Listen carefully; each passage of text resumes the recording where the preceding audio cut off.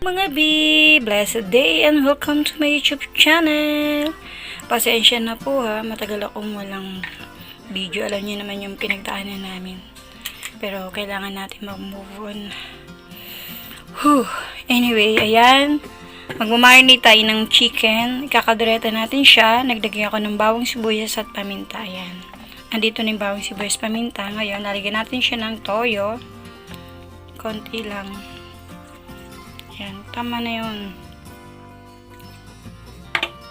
Tapos, imamassage na lang natin siya. Yan. Iba-iba naman ng way ng pagluluto, diba? Ang isi-share ko lang po sa inyo, yung aking pamamaraan. Naulit ko po, hindi po ako professional. Simple may bahay lang po ako.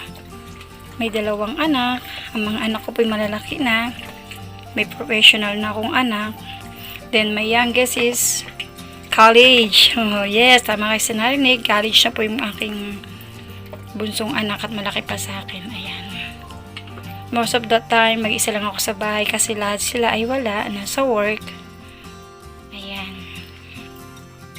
Marinate muna natin ito sandali sa bawang, sibuyas, paminta. At ayan, toyo. Ayan, ganun lang siya. Habang magagayat naman tayo ng bawang at sibuyas. Simpleng kaldereta lang po, plain. Wala tayong iahalok na gulay. Kasi, wala naman ang rep ko ngayong gulay. Pero okay lang po yan. May tatawid naman po natin yan. Maluluto pa rin natin siya ng masarap. Maniwala ka lang sa sarili mo, di ba? Iyahan niya muna. Iwanan muna natin siya. Then, mamaya, iluluto na natin siya. Ito na, mga B. Magigisa na tayo. Mga B, gisa na natin ang bawang at sibuyas para sa ating menu for today. Para sa ating tanghalian. Gisa tayo ng bawang. Ayan. Ang sarap na naman ang ulam natin, mga B. Tapos, lagay na natin ang ating sibuyas. Sibuyas. Ayan. Sa mga hindi pa po nakasubscribe sa aking YouTube channel, please do subscribe and hit the notification bell para ma-update po kayo every time may upcoming video po tayo. Ayan. Tagal po ako din nakagawa ng video. Pasensya na po. Ayan. Gisa-gisa po tayo ng bawang, sibuyas, kamatis. Ay! Bawang sibuyas lang po pala. Ano ba yan? Wala pa ako sa ano. Pasensya na po. Lutang pa. Ayan.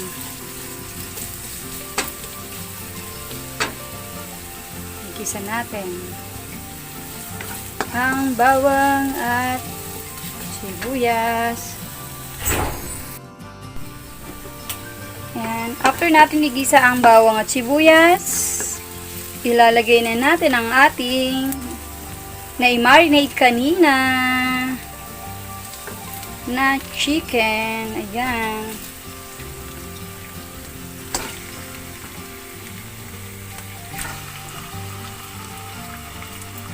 May inalang yung apoy ko. Alam nyo na, baka matalsikan. Takot sa talsik. May ina pa lang yung apoy ko. Ayan. Takot sa tilamsik. Lalakasan natin. Ayan. Narinig nyo na, malakas na yan ha. Alam nyo naman, pag apoy na usapan, matitilamsikan tayo.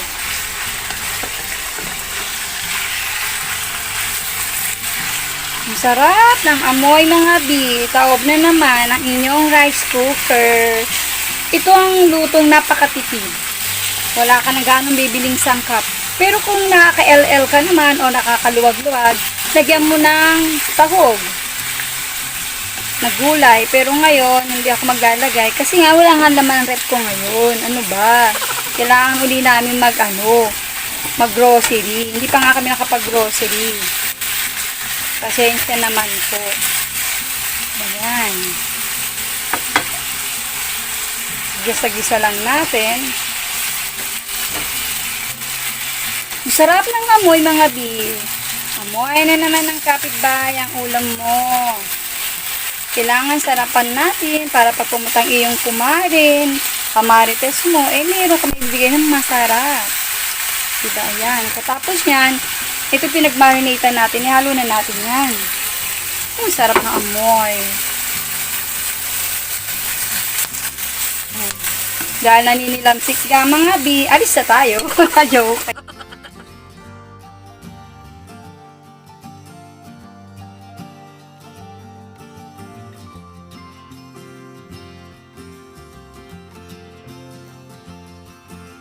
Yan, di ba? Kumukulo-kulo na siya.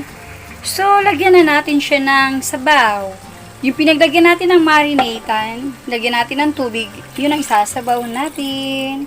Depende sa inyo kung gusto niyo na may sabaw ang inyong ulam, dagdagan nyo. Pero kami lagi may konting sabaw. Yun ang gusto na sabaw ko, yung masarsa lang.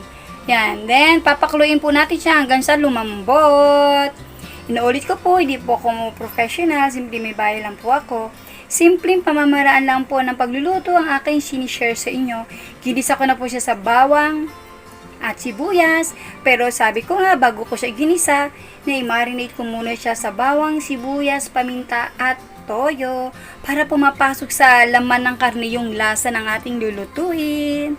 Then, ayan, ginisa natin. Pagkagisa, nilagyan ng kaunting sabaw. Ayan, palambutin muna natin siya mga bi. Palalambutin natin siya, pero sabi ko nga, kailangan takpan, huwag kalimutan. Takpan natin ang ating ulam for today. So na mga bi, buksan muna natin kasi nakalimutan ako ilagay mga bi. Ilagyan natin siya ng magic sarap. Pwede na natin siya hindi lagyan ng paminta kasi nung minarinate natin, nilagyan natin siya ng paminta. Kasi maglalagay tayo ng sili, kaya din tayo maglagay ng paminta. Eto na ang ating sili, marami. Optional lang po ang sili, depende po sa inyo yan. Sa akin, gusto ko lang po ng maraming sili. Ayan, hintayin natin siya hanggang sa lumambot. Pag malambot na, tsaka natin nalagyan ng pampasarap na ricado, di ba? Mga bi, ang aking mamasitas. Silagay ko na siya sa tubig. Ayan, sinaling ko na siya, wala na itong laman. Yan, sinali ko na siya. Then yan na ilalagay natin sa ating pinapalambot. Medyo malambot na siya ng konti. Lagay na natin. Sali na natin ang ating mamasita.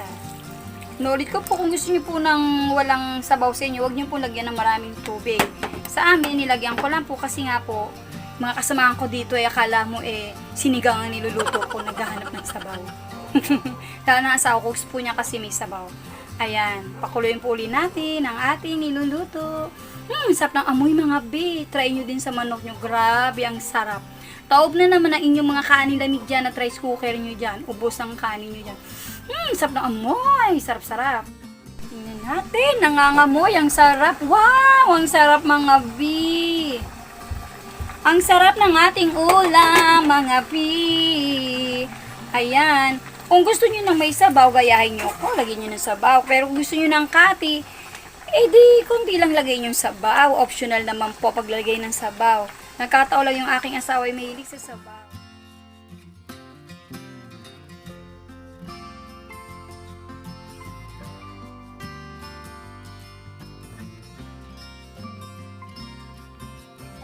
Ayan mga bi, naluto na. Pasensya na, nakalimutan ko ng i-video yung hinahango.